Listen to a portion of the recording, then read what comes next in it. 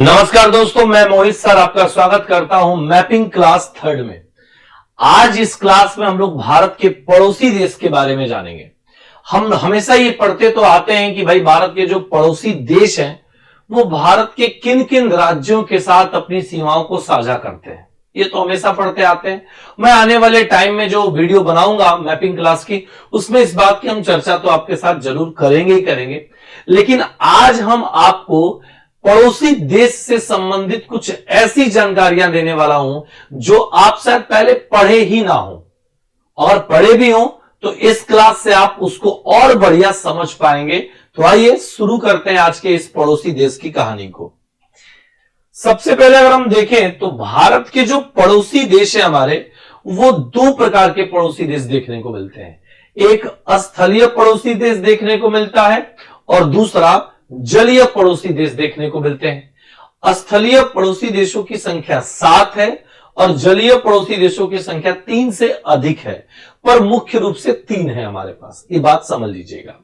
हम यहां पर अगर देखेंगे तो इस समय परीक्षाओं के ट्रेंड में भारत के जो पड़ोसी देश हैं उनके दिशा से संबंधित क्वेश्चन पूछ लिया जाता है। जैसे भारत के उत्तर में किन पड़ोसी देशों का विस्तार नहीं है, भारत के पूर्व में कौन से पड़ोसी देश स्थित है, भारत के उत्तर पश्चिम में कौन से पड़ोसी देश का विस्तार है। इस तरह के प्रश्न आपके एग्जाम में पूछे जा रहे हैं। तो आइए देखते हैं। अगर हम भारत के पड़ोसी देशों के बारे में बात करें तो ये पहले डायरेक्शन तय कर लेते हैं।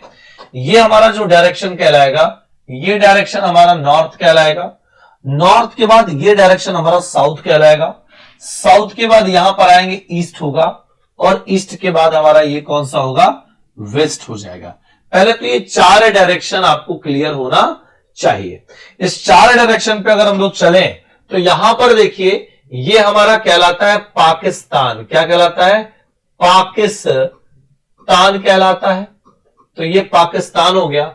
पाकिस्तान के जस्ट ऊपर चला जाए तो ये अफगानिस्तान हो गया। ठीक है, अफगानिस्तान हो गया, निस्तान, ये अफगानिस्तान हो गया। यहां पर अगर आओगे तो ये हमारा कहलाएगा कौन सा एरिया है, ये चाइना का एरिया है पूरा का पूरा। ठीक है, जस्ट यहां पर भी आओगे तो ये हमारा कौन सा कहलाएगा, तिब्बत कहलाएगा। मैंने तिब्बत को अलग से क्यों दर्शाया है ये मैं आपको थोड़ी देर में बताने वाला हूं। यहां पर इस एरिया को देखोगे तो ये हमारा कहलाता है प्रॉपर क्या, नेपाल कहलाता है।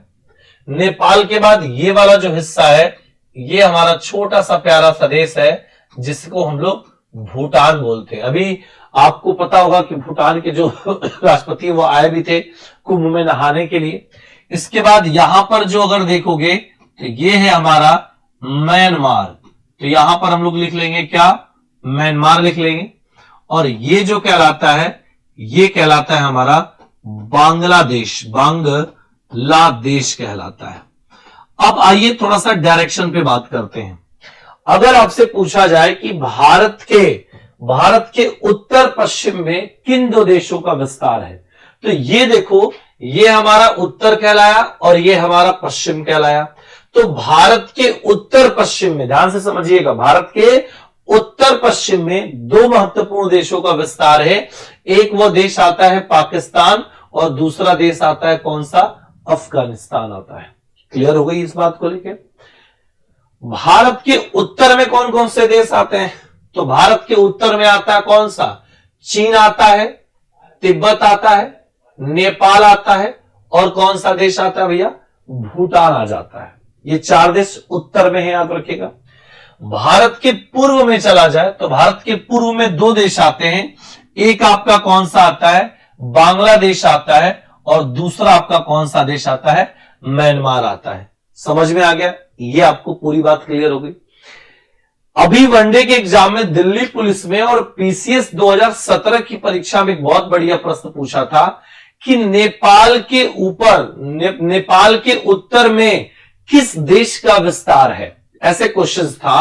और ऑप्शन था ए तिब्बत, बी चीन, सी भूटान और डी भारत। ऐसे क्वेश्चंस करके दिया था। तो नेपाल के जस्ट उत्तर से लगा हुआ जो क्षेत्र है वो तिब्बत कहलाता है। कई सारे विद्यार्थियों ने क्या किया, आंसर टिक कर दिया किसको, चाइना को। भले आज तिब्बत एक स्वतंत्र देश के रूप में नहीं है, एक अधीन, चीन के अधीन में ही है, लेकिन वो नेपाल के जस्ट ऊपर तो आता है। तो इस मानचित्र के माध्यम से आपको यह भी डाउट क्लियर हो चुका होगा। इसके साथ ही साथ भारत के कुछ ऐसे पड़ोसी देश हैं जो स्थल और जल दोनों के साथ सीमा साझा करते हैं। जैसे स्थल और जल के साथ सीमा साझा करने वाले देश कौन कौन से हैं? जैसे पहला देश आपको मिल जाएगा कौन सा, पाकिस्तान हो जाएगा। पाकिस्तान देखो स्थल के साथ भी सीमा साझा कर रहा है और जल के साथ भी सीमा साझा कर रहा है। इसके बाद आपको कौन सा हो जाएगा, आपको मिल जाएगा बांग्लादेश। बांग्लादेश एक ऐसा देश है जो स्थल और जल दोनों के साथ सीमा साझा कर रहा है। क्लियर हो गया। इसके बाद आपको कौन सा आता है, आपको आता है म्यांमार। म्यांमार भी एक ऐसा देश है जो स्थल और जल दोनों के साथ अपनी सीमा को क्या कर रहा है, साझा कर रहा है।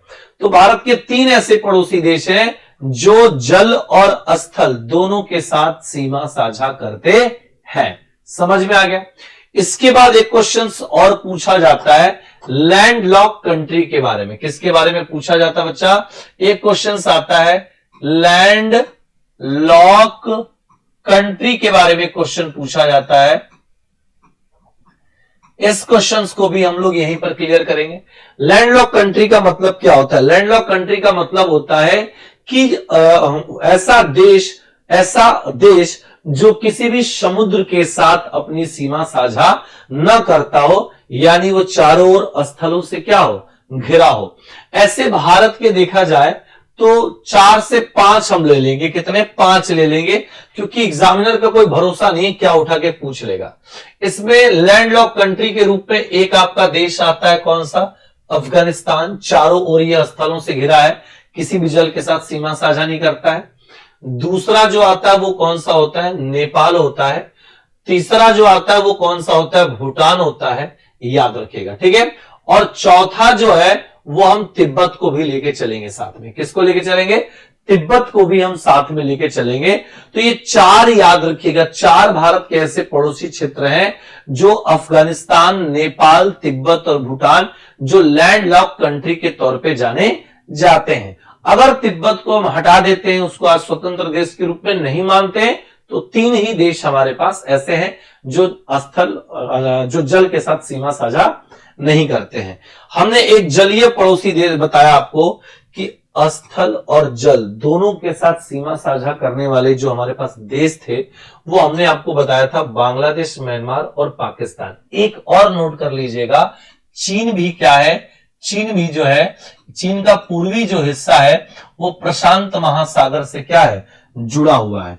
तो स्थलीय और जल के साथ सीमा साझा करने वाले देशों की संख्या 4 है। लैंडलॉक्ड की संख्या कितनी है? 3 या 4। 3 या 4 कर लीजिए, 3 कर लीजिए, ब्रैकेट में लिख लीजिएगा, चाहे आपको इतना 3 ही लिखिए मुख्य रूप से। और यहां लिख लीजिए स्थल और जल के साथ, स्थल व जल के साथ जो सीमा साझा करता है, सीमा साझा करता है, उनकी संख्या कितनी है भैया? 4 उनकी संख्या है। समझ में आ गया मेरे भाई। इसके बाद भारत के जलीय पड़ोसी देशों की बात करें तो जलीय पड़ोसी देशों की संख्या मुख्य रूप से 3 ही लेकर चलेंगे हम। सबसे पहला अगर देखोगे तो सबसे पहला आपका कौन सा आता भैया? श्रीलंका आता है। तो यहां लिख लेंगे भैया श्रीलंका, जो भारत के दक्षिण में है। और जस्ट श्रीलंका के बाद यहां पर आप आओगे तो यहां पर आपका आ जाएगा कौन सा? मालदीव आ जाएगा। कौन सा आएगा? मालदीव आ जाएगा। और जस्ट ये हमारा ध्यान से देखिएगा, ये बड़ा इंपॉर्टेंट है, ये हमारा कहलाता है अंडमान और जस्ट इसके नीचे वाला कहलाता है निकोबार। समझ में आ रहा है? और जस्ट इसी के बगल में आप आओगे तो इस तरीके से यहां पर, फिर यहां पर, फिर एक तरीके से आपको यहां, फिर इस तरीके से यहां आपको बहुत सारे आइलैंड मिलेंगे और उन्हीं आइलैंड्स को कहा जाता है क्या? इंडोनेशिया। इंडोनेशिया कहा जाता है। तो ये भारत के क्या है? ये भारत के 3 सबसे निकटतम पड़ोसी देश है।